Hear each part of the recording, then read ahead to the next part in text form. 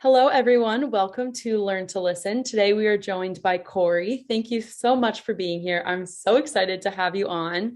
Our listeners, it would be great if you could give them an intro all about you.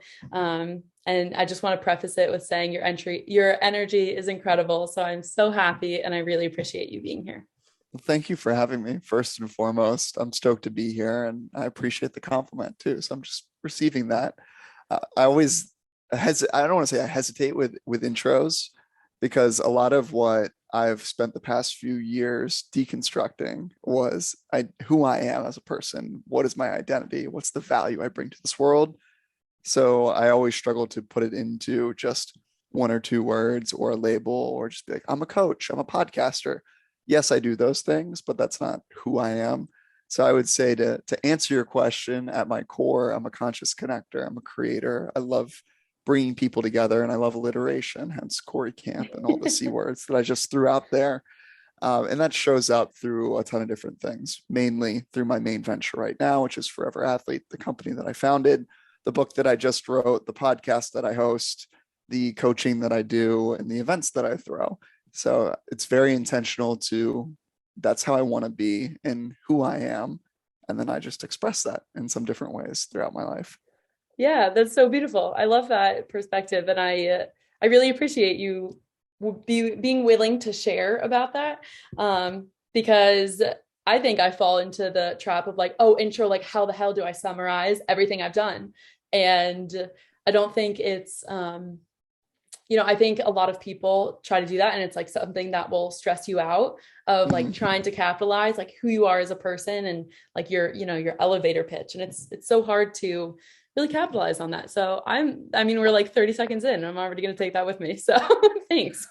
I feel like we're such abundant beings as humans that I actually journal on this quite often of like the catch of social media is that we have 15 seconds or 30 seconds if you're really good at creating content to give off a message and show people who you are.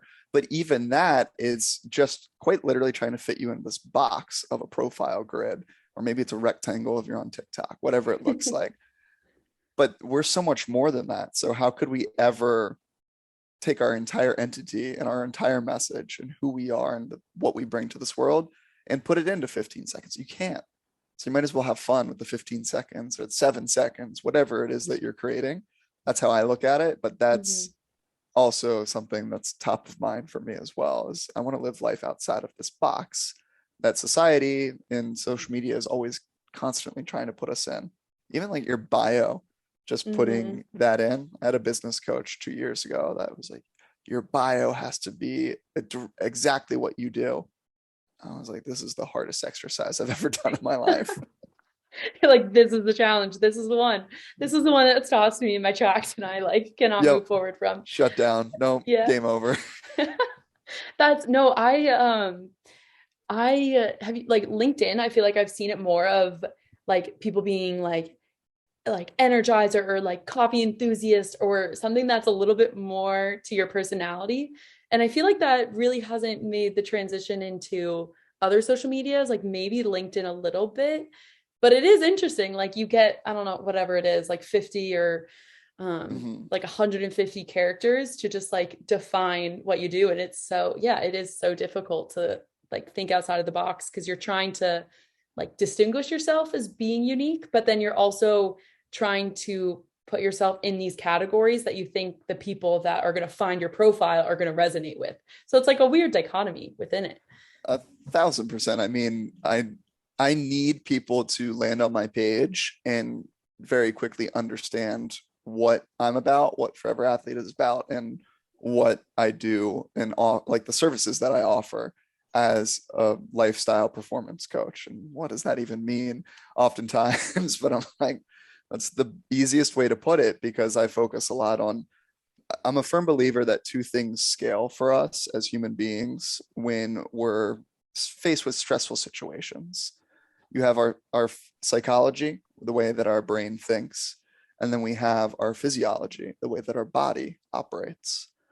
If we can learn to train both of those two things, then we can really become this ultimate performance human being in all of these different areas. And that helps us be better in relationships. It helps us be better at work. It helps us be better in the gym or on the field, wherever that may be. And it's so tough to, like I said, I would definitely went over my 150 character limit there in trying to explain all the different ways that it shows up. So instead, I just say I help people find flow. And flow is that in the zone state when our psychology and our physiology align and we're just locked in on that task at hand. Yeah, even like that tagline of you help people find their flow, like that gets the message across that you need to get across. Like I understood exactly what you meant when you say that, but it's a phrase that encompasses, I guess, way more of what goes into it. Oh, 1,000%. It's tricky because it's tricky from a sales perspective because people hear flow.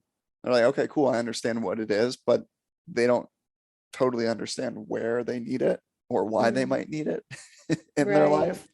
So that's been something that has been an up and down challenge, ironically, for me in going on 2 years of business and full-time content creation, is getting that message off in a way that is relatable, but also inspires people to go through with a call to action of some sort.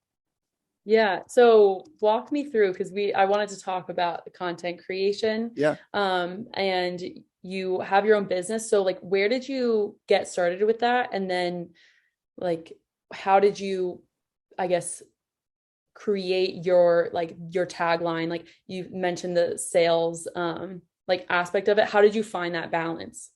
That's a great question. So I'll take you back a little bit. And we can go the medium version of the story. So let's do it. 250 characters this time. Yeah, perfect. Starting to count them down. Can we get 250 words? We'll go there. Yeah, I'll allow it. Perfect.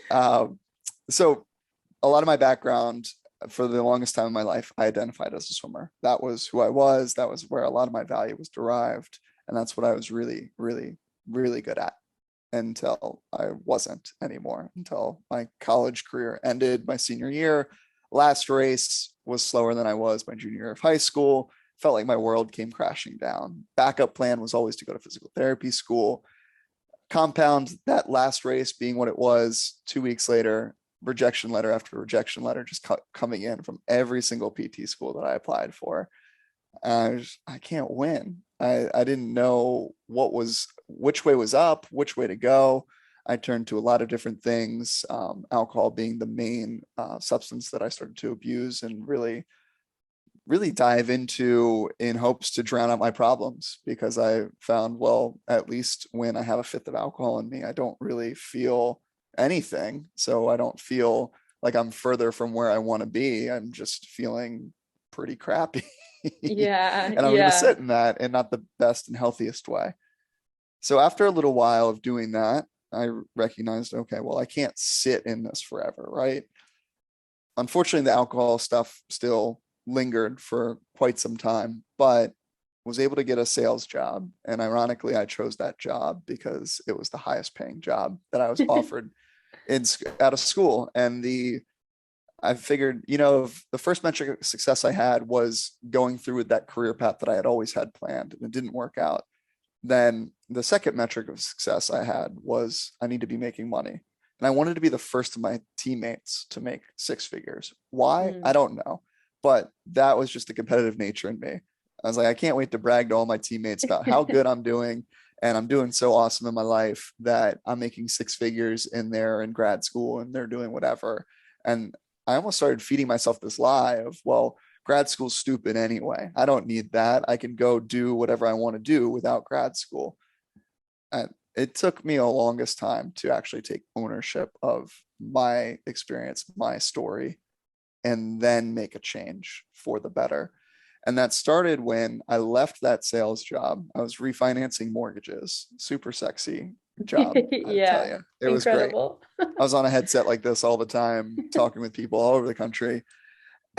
And I decided to leave that job with no real plan other than a family that I used to teach and coach in swimming had reached out while I was there and asked if I was around in the area to teach swim lessons to their kids. I said, yeah, sure. Like, why not? I only have one Yeah. free day. This job is working me 6 days a week. Yeah, I'll volunteer my Sundays to go coach them. So I would drive 45 minutes each way, go coach them. Before I knew it, I had a whole day. My whole Sunday was filled with private swim lessons. And it just so happened to be in an affluent country club. So in that whole day of teaching private swim lessons, I was making about the same that I was making 6 days a week working this other job. I said, screw that job. I'm going to go swim coach. I don't care. For the first time, I didn't care what the outward perception of my Mm. job title was, which was very interesting because growing up in the DC area, that oftentimes is the make or break of so many Oh, companies. hell yeah. So many people, I can't tell you the amount of girls that I talked to at a bar, and then they found out that I was a swim coach, and they were like, nice to meet Oh you. Like, no. I'm gonna Yeah. go find a consultant. I'm gonna go find someone that works for Deloitte or whatever other company. I was like, you didn't even give me a chance to show you who I actually am. You just Yeah. quick perception. Odds are Uh, too, they'd probably be better off as well. Yeah. I actually had that conversation with a very close friend who just moved to New York, and she was like, why does it matter? Why does your job title matter so much? And I was like, it's the culture. I don't know what to it's tell you. everything on the East Yeah. Coast. It literally is everything. People decide if that door is going to be open or closed just based off of that little piece of information. And that's Hmm. one of the things that I would love to change with Yes. conversations like this. So I became a swim coach. And to supplement that, I ended up becoming a lifeguard as well. And that was the biggest struggle for me because at 23 years old with a 4-year college degree, sitting in a lifeguard chair watching old people swim back and forth was, excuse my language, fucking miserable. Right. Especially Yep. when I came from a place where I was so used to like being so fast in the pool going back and forth. I also really learned no one gives a shit about how fast I was in a pool. It's like the worst skill to be good at. I can't really say, hey, pause this for a second, let's go watch me swim laps. I promise I'm really good at it. Probably better than most people you've seen. No one really cares, which is I a nice, relate. Yeah. yeah, it was such a humbling experience, which I Hmm. needed honestly at that point in time because my Yeah. ego was inflated. I wasn't living a life that I was in alignment with what I wanted to go do. So over time, became their swim coach, became the full-time swim coach, started a year-round swim program at that same country club, became an assistant fitness director there, got certified in personal training. Before I knew it, I blinked and I went from like entry-level sales job to running a team of 45 people that reported to me as an assistant Wow. fitness director within a year and a half of quitting. I was like, this is nuts. How did we get Yeah. here?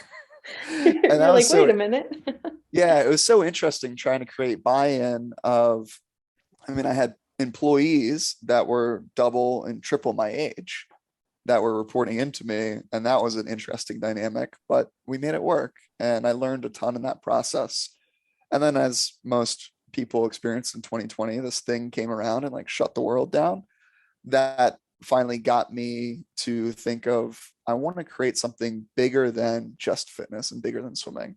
I looked at what did swimming impact on my life and making me who I was up until that point in time. And I looked at what was the role that fitness played in my life. And what I really realized was I worked with a lot of really great people while I was at that club. And a lot of my clientele, the ones that were successful, they were doing more than just the 1 hour or the 2 hours that they saw me as a personal trainer. They were doing a whole bunch of other habits and lifestyle tweaks outside of that. Mm. I said, I want to create a program that allows people to really be successful in making a change. I don't want to just be another online trainer that says, hey, here you go. Here's your 5 workouts of the week. Give me a text if you like don't understand anything and we'll get you through it. Right. I wanted to provide people the programming to make it super simple to just walk in, just like I looked back at what made me a successful swimmer. I could just walk into the pool deck. The practice was already made. I had a coach that I was accountable to. I knew the clear objectives of where I wanted to go and how to get there. I was like, what if we make lifestyle that easy? What if we made personal development that easy? And what if we made it super relatable to the athlete? Because I also looked at my story up to that point. I was like, this is really freaking hard to get here. There's got to be other people. And the more research I did, the more I realized so many other athletes are going through mental health crises and struggles post sport with that transition period, figuring out who they are. So I created this 10-week program that I call More Than Movement. And what it really was and is to this day now is personal development meets movement. So people will go through a workout, then there'll be a company like 10-minute, 5-10-minute videos, super simple, super short and sweet, right to the point of here's something you can work on today. Here's the exercise. Here's how you go do it. And it's just these little tweaks. So that's what I found. That's how we got here. That's where Forever Athletes started. And then the more I got into the online coaching space, the more I realized the online coaching space is the wild freaking west. And there's so many people. Really there's is. so many people out here that have no idea what they're doing. They just have a large audience on social media, and therefore they call themselves a coach and charge an exorbitant amount of money. So I wanted to create something where it's an impactful experience. It's not taking advantage of any population, any niche, any ideal client, whatever business lingo you want to throw around, but it's really meeting them where they're at, and it's realistic for them. It makes sense. It's not asking a 22-year-old to invest $30,000 to like deal with their depression. Yeah. No, it's asking a 23-year-old, hey, trust me, a few $100 will get you through it. And by the way, you'll be set up with a community of people as well that you can open and honestly talk to about where you're currently at. And I would love to do it for totally for free. Unfortunately, I've learned, like, I'm running a business, so I need to make some sort of money, and I have some sort of overhead. But I want to be as transparent as possible with why pricing is the way that it is, what they actually get with it. I don't know what your experience is in the coaching world. The amount of times I've been on a coaching sales call and they use all these psychological like jargon. Yeah. All this voodoo magic stuff where before you know it, you've pulled out your credit card and you're signing up for something that's $10,000. I don't have $10,000. What am I doing? Yeah. They're like, imagine who you would be if you don't spend this.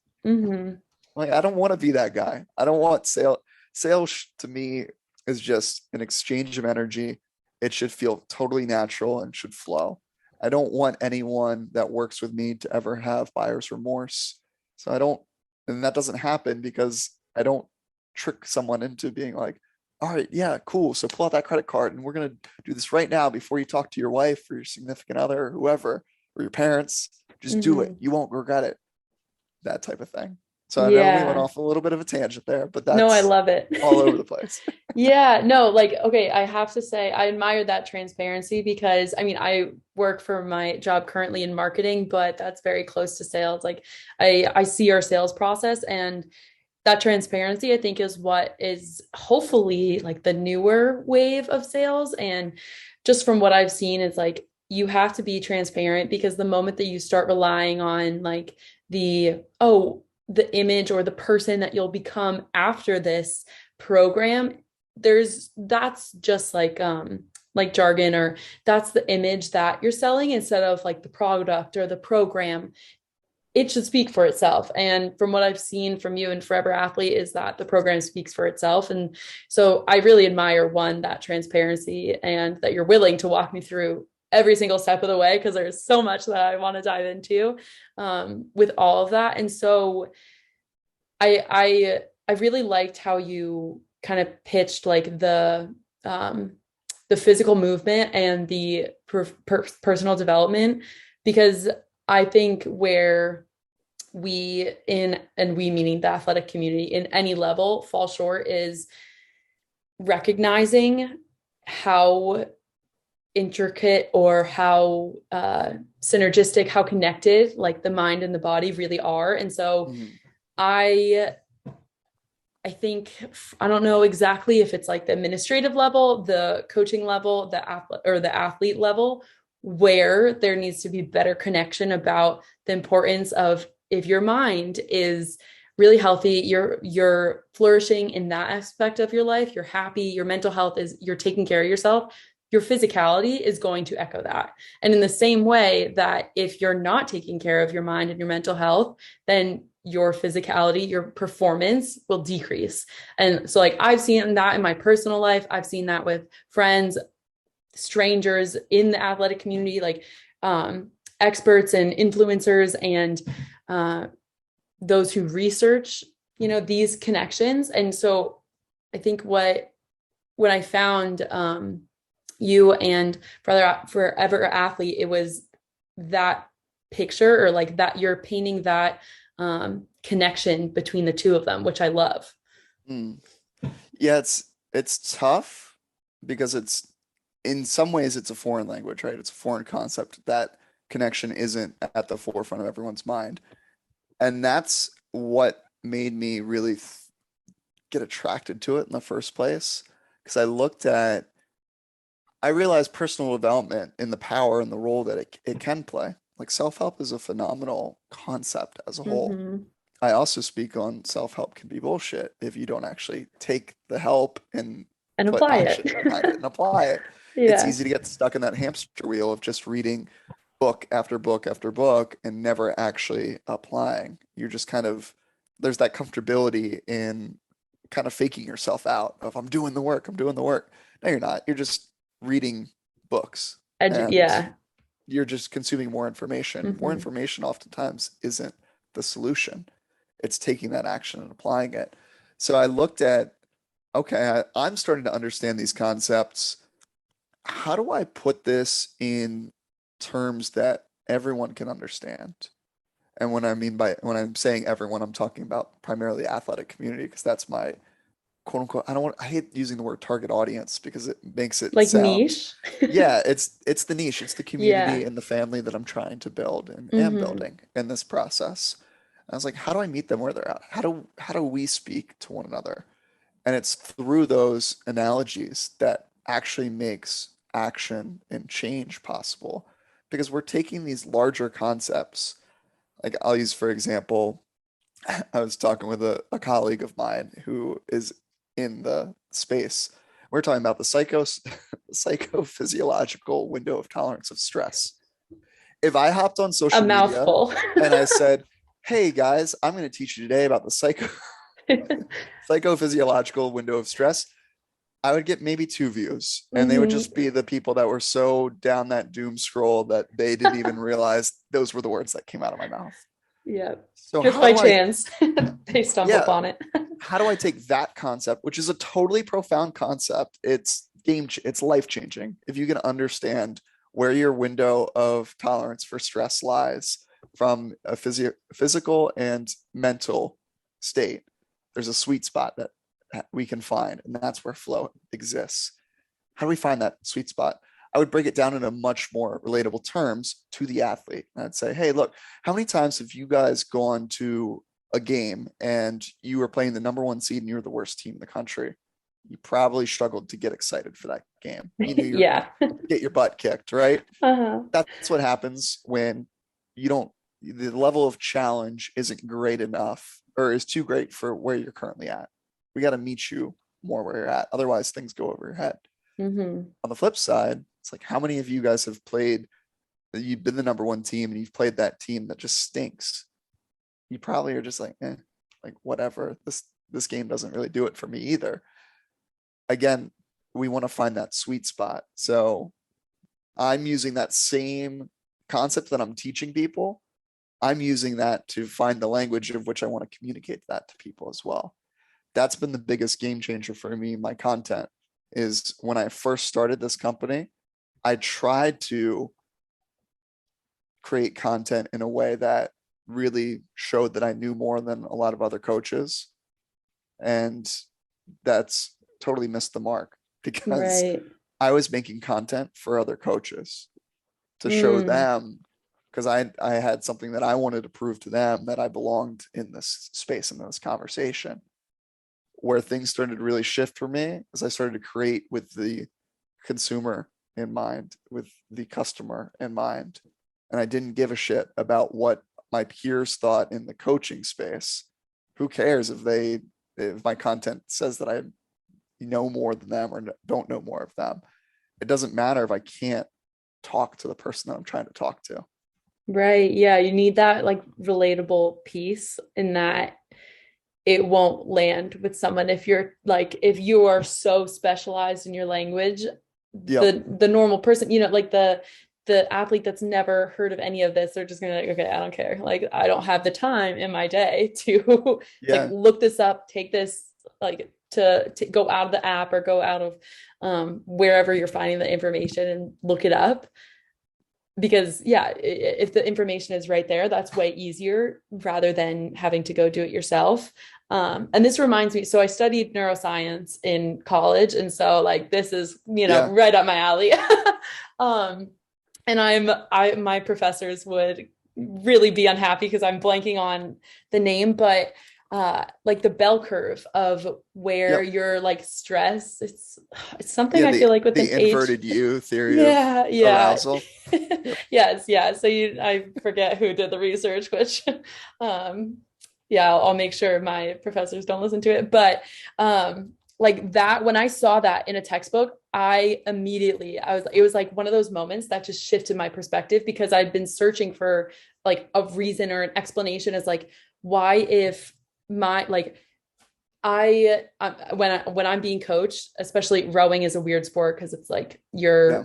you're being told throughout the whole race by the coxswain of what you're supposed to do, but it's also like very internal. So you're beating yourself up. And then there's also like the coaches, right? Like, the whole 9 yards. And so I found like any time that there was negative connotations or like negative feedback in how like coaches or anyone was trying to motivate me, I would like absolutely shut down. And I'd be like, I am not motivated right now to pull for you because you're pissing me off, quite frankly. And like, you're not the one that's doing the physical labor. And of course, like when you're in that moment, you're so physically exhausted, you're not your best. I'll acknowledge that. But when I saw that like curve, I also understood that like on the same end of things, like I need to be actively doing a lot of things, like whether that's in my personal life, my professional life, my like any aspect, I need to be challenging myself and not be like I'll get bored quickly if I'm not doing a lot. So like I saw in my life that perfect like happy medium in the middle, and I only saw that because I was studying it in a class, right? So like how I in that moment I realized like I was like there's probably so many people inside and outside of athletics that are feeling the same thing as me, like they're trying to find their own medium and they're like why do I get if I feel like I'm not my best when I'm not as motivated or challenged, but then I like swing to the other side and I'm way too much stimulus, then it's Yeah. like what the hell is going on, and that can be confusing. But when at least for me when you have those like that physiological and that psychological explanation, it like all clicks into place. Yeah. And the two are intertwined. It's so we could really go down the rabbit hole I know. now, I was like, we knowing your kind of are. background I love too. it. It's like we can dive into it, but to spare the listeners us nerding out of things, in flow state psychology, I look at it of the challenge skills balance, and it's this ratio and fine tuning that challenge skill ratio to meet in that middle of that inverted U, and that's where flow happens. But depending on where your current skill level is, it actually creates this really interesting flow channel across this chart. So if Mm. you had a left or an X and Y axis type deal and you had challenge on one side, skill on the other, you would see this channel that goes across, increasing in slope. And that's that window of tolerance that I was referring to. And Yeah. where we can really nerd out on is the same thing happens with our heart rate, right? When our heart rate is super low, we're not likely to get the blood flowing and the oxygen and all the other stuff that we need to our body, to the right muscles to perform. On the flip side, if our heart rate is too high, it's not sustainable for long term.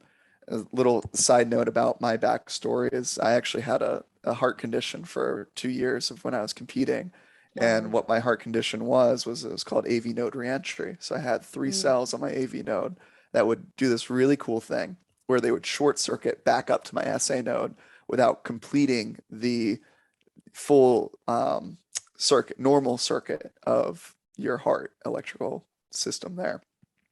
And where it got really cool was because it developed this arrhythmia under periods of high stress. The one time they measured it was at 350 beats per minute. My blood Holy pressure would shit. drop. So when I was going through this experience, what I didn't realize, as much as obviously that sucked and it came with a ton of unknown and all of the fear of, okay, quite literally every time this happened, I thought, this is it. Like I can't get my heart rate to slow down. It's racing.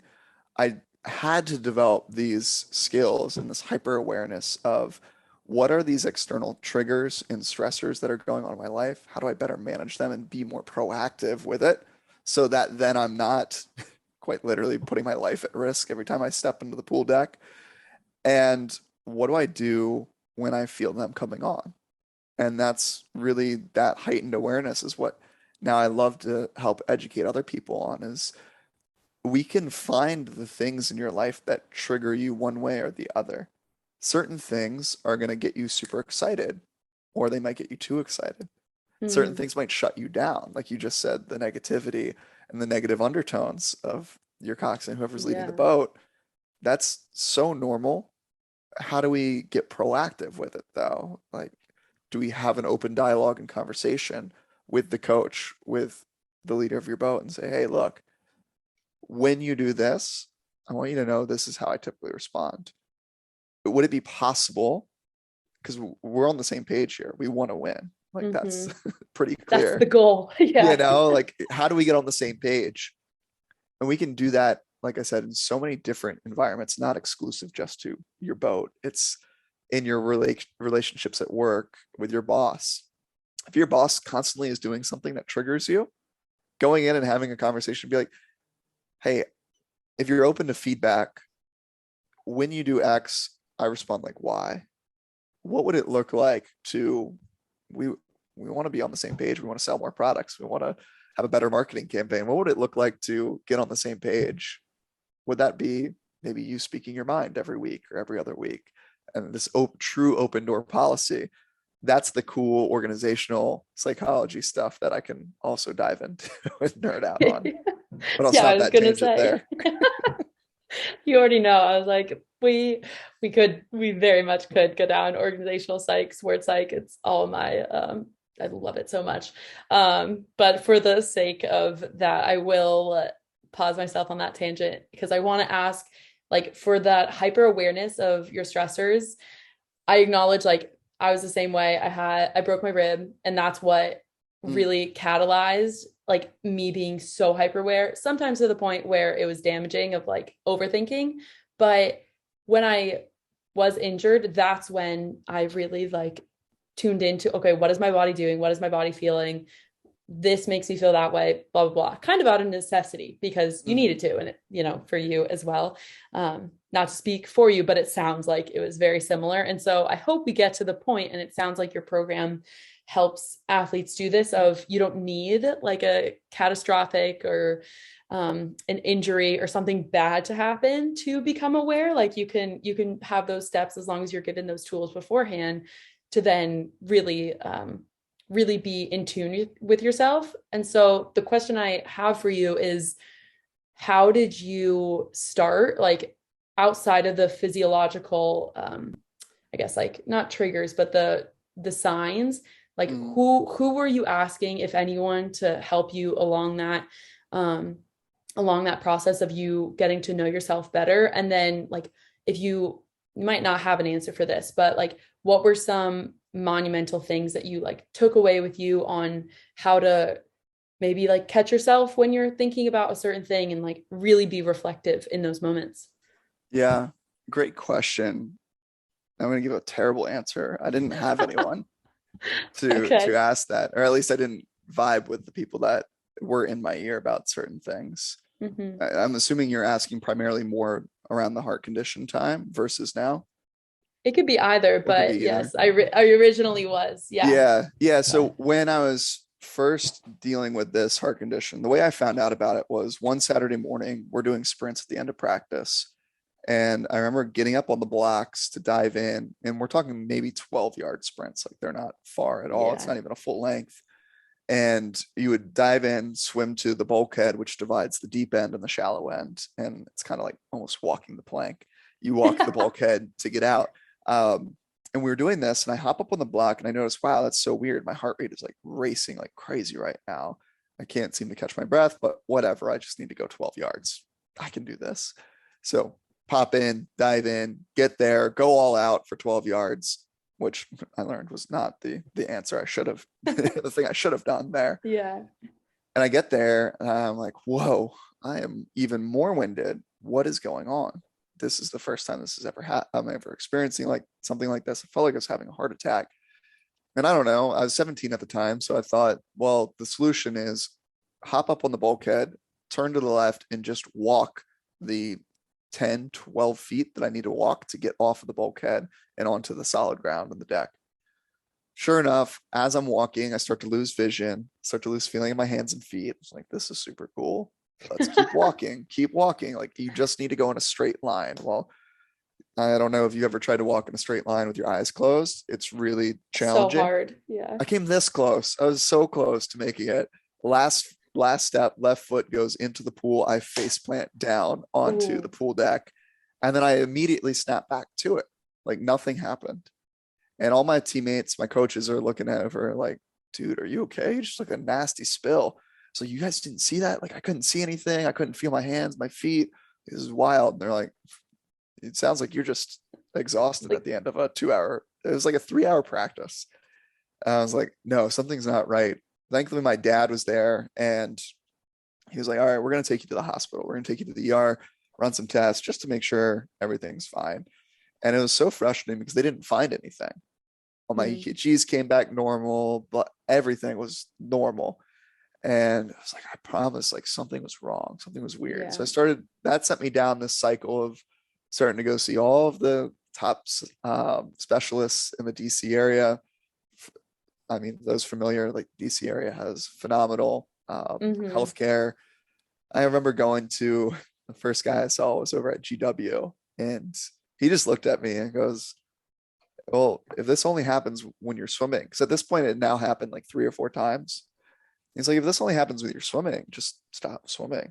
Like, pretty simple solution. Yeah. It's like, you don't know me. Like, You're like, not simple. yeah, you're like, that's telling me to just stop being, someone who's depressed, just stop being depressed and life will get Yeah. better.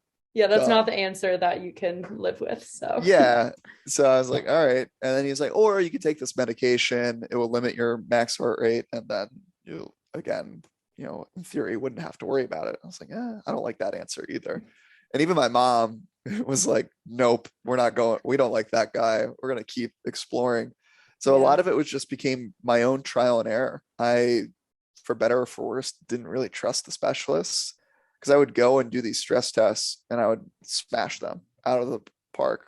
Like also the stress tests, like treadmills and these cardiologist offices were designed for like 70-year-olds, 80-year-olds to run on, not a right in shape 17-year-old that I was an endurance athlete. So I could run at a fast pace for days.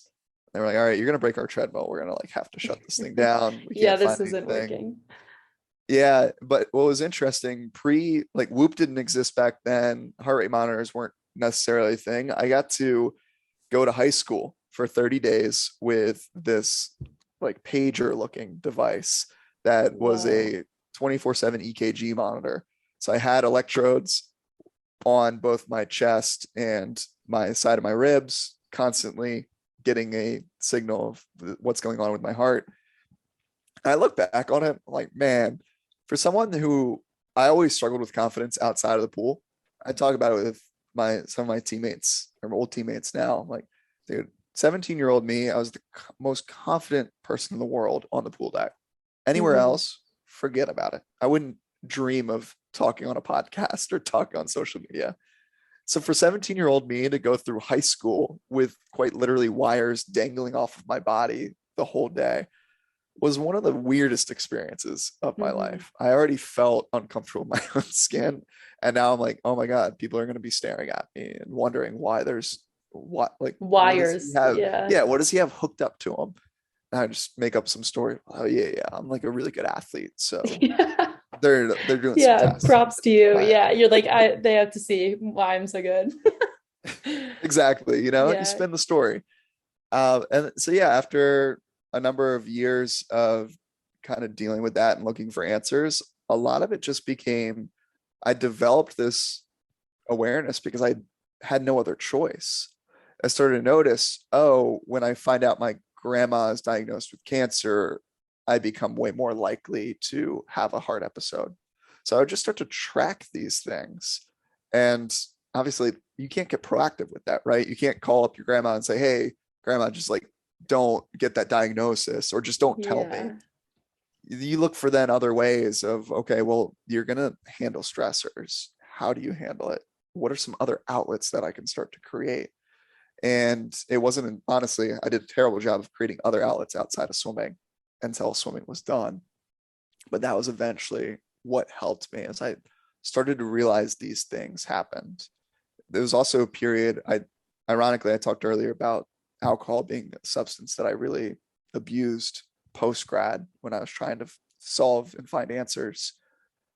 Ironically, my freshman year of college, I wasn't allowed to drink at all Mm. because of the heart condition. And I learned, okay, well, when you drink, not just is your mind hungover, your body's hungover as well.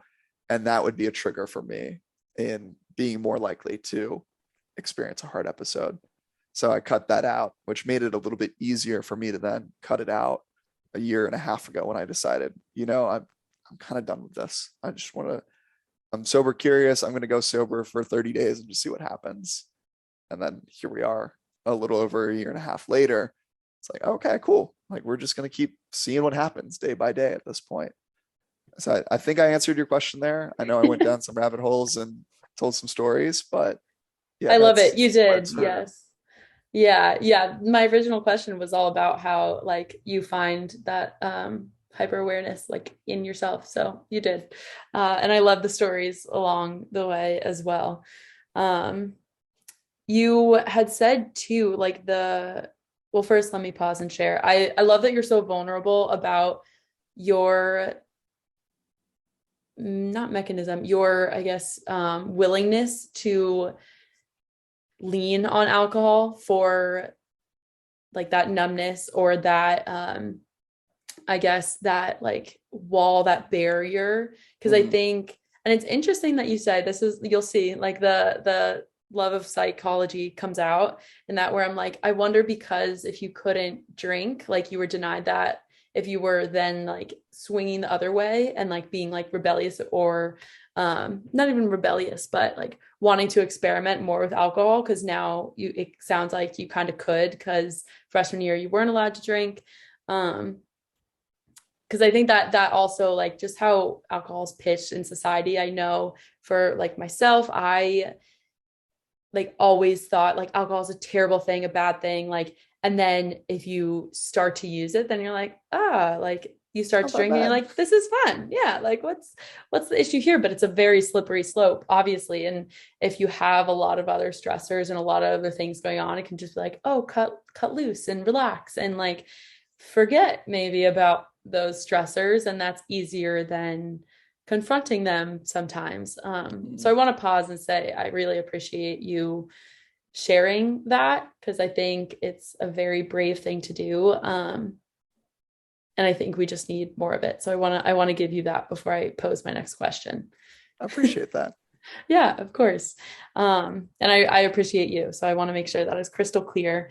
But with everything that you've learned from your heart arrhythmia and your journey in being really confident on the deck and then going into like transitioning out of athletics, having to find your confidence in other spots. What would you say, like, do, if, what would you say to like someone who is like a 17-year-old going through something similar of where where do you wish you like would have turned or would have known at like that juncture in your life where you're facing like so much stimuli or like unknown? Mm, it's a great question. I'm throwing them all at you. Yeah, yeah, no, I love it. I think, if I mean, I don't want to say if I could do it all over again, but if I Hmm. could share something from my experience that would help a 17-year-old that's listening to this, it would be to test the waters in multiple areas, to not be afraid to try certain things, but also understand what that doesn't mean. It doesn't mean you have to go start sharing your life totally publicly on social media. It Yeah. doesn't mean you have to go skydiving or something so far out of your comfort zone that it gives you anxiety. What that means is you just get to try something a little bit scary to you. Hmm. And scary is relative to everyone a little bit differently. And that's what I've learned is, if I can do something maybe once a week, that scares me a little bit. I can go try something. All that's doing is it's adding to my confidence. It's adding to where my comfort zone is. And it allows me to then operate in a different space. Allows me to play the way that I want to play. It's like Hmm. I give my perfect example. Go listen to my podcast, episode 1. This Yeah. Friday will be episode like 179, I believe. Who's counting? But Yeah. you know, it's a very different Cory that shows up on episode 1 versus 179. And what I will say in my experience of going on almost 3 years of podcasting is my audience hasn't blown up. I don't have thousands and thousands of people that listen. I got a few hundred that listen to every episode, and I love them. I'm really Hmm. grateful for them. Some of them have been there from the very beginning. And I'm really grateful for those people because I've listened to those first few episodes and Oh boy. they're tough. They're tough to get through.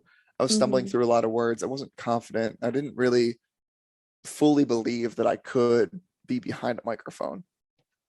And that's something that I've had to work through. Honestly, I looked at how I was as a leader in the pool. I was always a lead by example, lead by action. And I didn't give the rah rah pump up speeches. Yeah, I was a 2-year captain both in college and in high school. I didn't give up pump up speeches. I was so much more comfortable being like, hey, hold my Gatorade. I'm gonna go do my thing. Let that pump you up and inspire you. And so it was interesting diving into podcasting to change that. And when I found my sweet spot, you asked earlier about content. That's why I love voiceovers because it Mm. allowed that to me is super easy because that plays to my strengths. It allows me to show you what I'm talking about through my actions of a video that's sometimes unrelated to what I'm actually vocalizing. And it allows me to be a little bit more articulate with my thoughts afterwards. It's not live on camera, let's go right now type deal. So Right. that's been super helpful. But I would say that to someone who is looking to get a little more confident, to step out of their comfort zone, identify what is scary to them, and just what's that first step? How can you make that first step easy? And then just do it and do it consistently. The more boldly you can act consistently, you're going to be golden. Hmm. Yeah, no, that's actually extremely relevant to my life, which is gonna seem like it's almost placed that that is your advice, because I was just listening to the Huberman Lab Mm, podcast, and he had on, I believe it was Dr. Patrick, but she was like talking about just like from a cellular biology level, like microbiome of like the importance of intermediately challenging yourself. And so like cold shock, like heat or cold exposure, like heat exposure, like trigger like certain proteins in your body that are really good for mm-hmm. healing. And so that fits extreme. It was literally yesterday that I was on a walk listening to that podcast, and I was like, huh, yeah, like I've never thought about, and it goes back to that that stress, like that middle ground of doesn't have to be like some extreme venture. It can literally just be like, oh, sending a text to someone and be like, hey, I'm thinking about you, or like journaling 3 things that you're grateful for, or like trying to drink more water. Any like healthy habit that you can like grow on and just really like nail down and be like proud of yourself for it. And like, even if it doesn't go well, right? Like maybe you'll embarrass yourself, or who knows, like hopefully it's lower hanging fruit so that it isn't catastrophic if something were to go wrong, or you don't get the outcome that you're planning for with putting yourself out there. But I think that's a very special message, and I don't think it can be said enough times. And even while you were speaking, I have one final question for you. Um, but you were saying like how from the first episode of your podcast to now, like it's changed and you've become more confident. Do you think there's like, could you categorize like one point in that you thought that happened, or like, was it more just a reflection as a whole in that you like now you feel confident behind it? I'm getting at like imposter syndrome a little bit. If you had struggled with that, being like, you're young and you mentioned like wanting to compare yourself to like other coaches and really show Yeah. your place. And so like, I'm curious if imposter syndrome had played a role in there. Oh, 1,000%. I mean, for the podcast, I want to say, I think it was like the second or third episode. I had reached out to a guy from my hometown who happened to play in the NFL for 5 years. Now he's a good friend of mine. His name is Yeah. Jelani Jenkins. Great dude. Shout He's him doing, out. yeah, Hello. he's doing a lot of great stuff in the former athlete transition space as well. So we've become almost colleagues in this sense. But back then I was terrified. I was 23 or so, and I just shot him a Facebook message being like, hey, we're from the same hometown. I started this podcast. This is what it's about.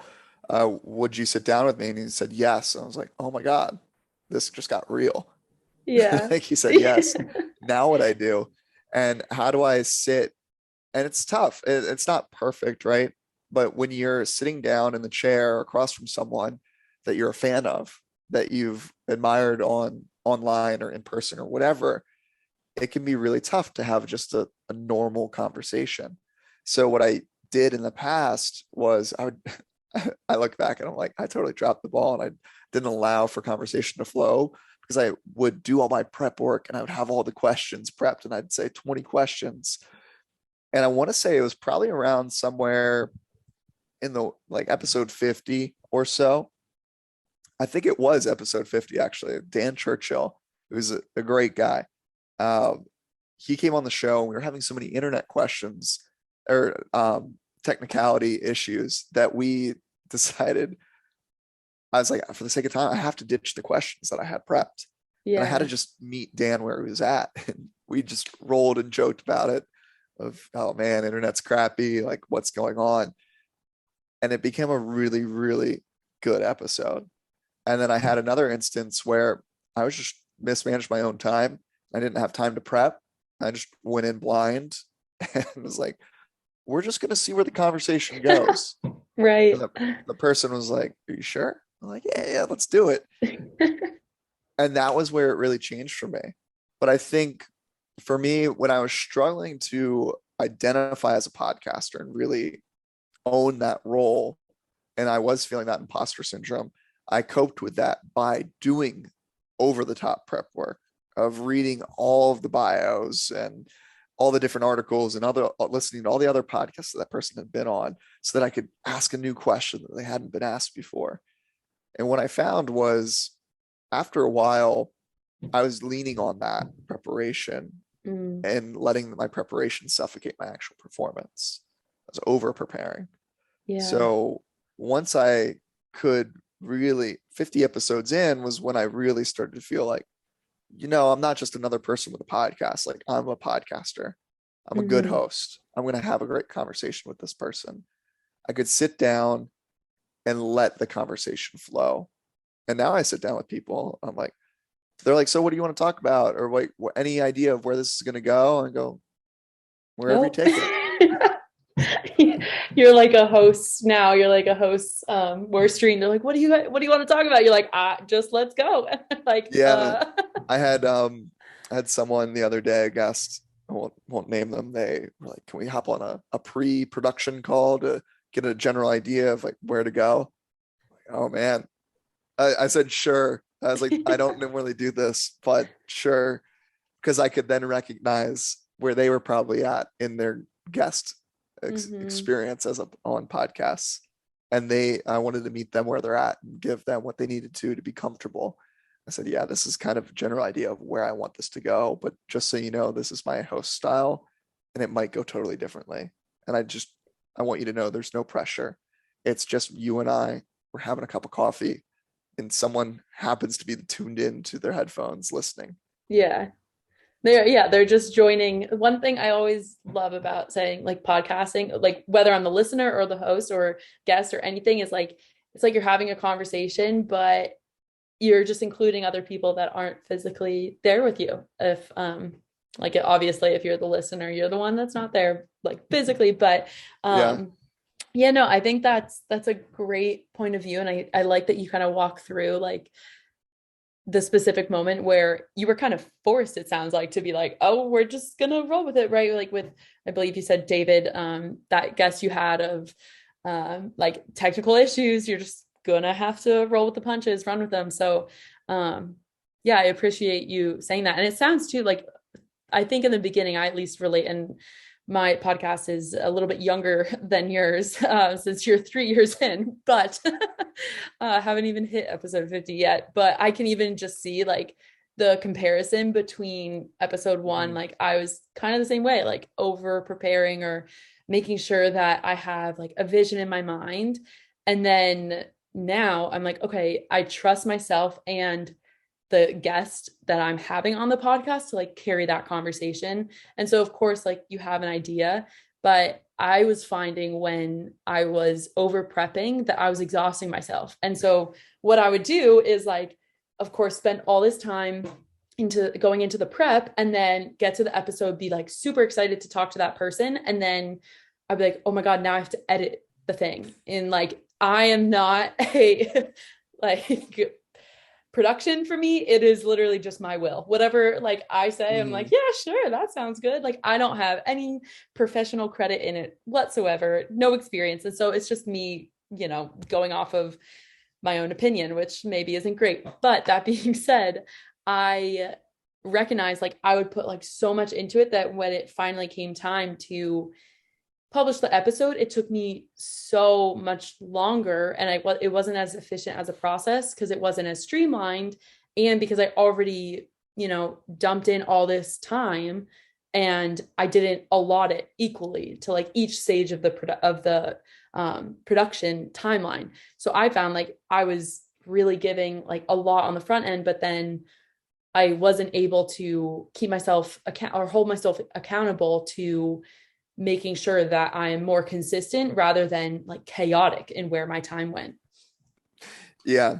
Oh, absolutely. I think one of the easiest traps to fall into, whether it be podcasting, whether it be you want to become a creator, like social media, we tend to get inspired by the big league people, right? Mm-hmm. If we're talking about podcasting, like the Lewis Howes and the Rich Rolls and the Jay Shettys of the world, they have fantastic podcasts.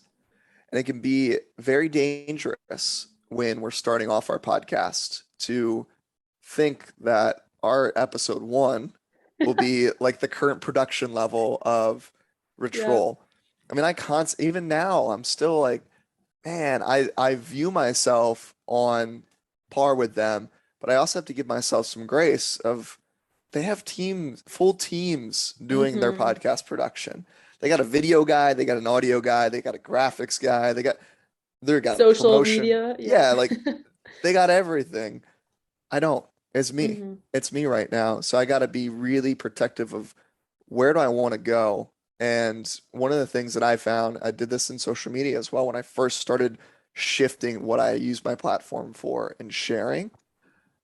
I looked at the people that inspired me in these accounts that I was like, oh, I want to model my stuff after them a little bit and take a bit of their flavor and create my own. And instead of looking at what they were currently doing, what I did was reverse engineered and I went way back. I scrolled all the way back through timelines and saw first couple posts, what were they doing? What worked for Mm. them? What didn't work for them? Okay, cool. That's a much more realistic comparison than it Right. is for me to look at, here I am at the, at the time I started trying to do this with a few hundred followers, and I'm comparing myself with someone with 500,000 or 1 million plus. Like, what am I doing? Yeah. How What does if I that can, math make sense? Yeah. it doesn't, you know what I mean? It's, it's like you're an age group rower or swimmer and you're comparing yourself to an Olympian. It, Hmm. it's not a fair fight. Yeah. So again, meeting yourself where you're at, giving yourself grace, and then allowing you from that to create the space, your playground, to go out and do the thing and just play with the feelings and the emotions that come up, the content that you create and put out there, because it is really scary. But notice that and try to push the envelope a little bit more each time. I finally feel like in the past few months that I'm just finding my true voice on social and Hmm. willing to push the envelope a little bit. I had a video the other day where I threw Jay Shetty's book in the trash, and that was the intro to the video. And I said, self-help is bullshit. Threw it in the trash. I never would have imagined myself doing that. You look back at early content of me, and I'm speaking to the speaking, quote unquote, to the camera. I'm reading off of a whiteboard that I wrote down the 30-second thing that I wanted to say, because I wanted to sound like I knew what I was doing. I was trying to deal with my imposter syndrome that way rather than just creating and having fun with it. TikTok has been like the best thing for me I this love past TikTok. few months because no one knew. No one knew from Instagram that I had a TikTok for the longest time. So it became my playground, my testing ground of sorts, where I could just create from whatever I was feeling inspired to talk about, put it out there. And then my cheat code for anyone is take whatever is the best performing thing on TikTok, take the watermark off that, and throw it onto Instagram, either the Hmm. same day, the next day, whatever, it doesn't matter. And all of a sudden now you've streamlined your content and it's so much easier to show up, quote unquote, on all the platforms. And you just Yeah. choose one that you're the most comfortable being yourself on, show up on that consistently, use that as your playground, and whatever you have the most fun with, take it and put it on the other things. I think that's a beautiful note to end this episode on, of just like find what speaks to you and stick with that. Like experiment, put yourself out there, but as soon as you start to see what you are gravitating towards with like whether it's content creation or anything else, stick to it, because that's the thing that you'll enjoy, right? Like you'll keep coming back to it if you're actually enjoying it and you're not doing it because you think it's something you Mm-hmm. have to do. Um, and then see where that takes you, and if it, learn from other people, pull in flavorings, like you said. I love that little analogy. But this has been so incredible, Cory. I feel like we could keep talking like forever. Forever. Let's go. Yeah, yeah, exactly. We just won't let the episode end. But seriously, this has been so amazing. I was so happy that you were able to make the time and willing to make the time, because it is extremely important to me that I get to meet awesome people like you. Well, thank you. Seriously, thank you for just providing the space. And that's all I can ever ask for, is just a space to share my heart, my what's on my mind. And I appreciate you allowing me to do just that today. So thank Yeah. you.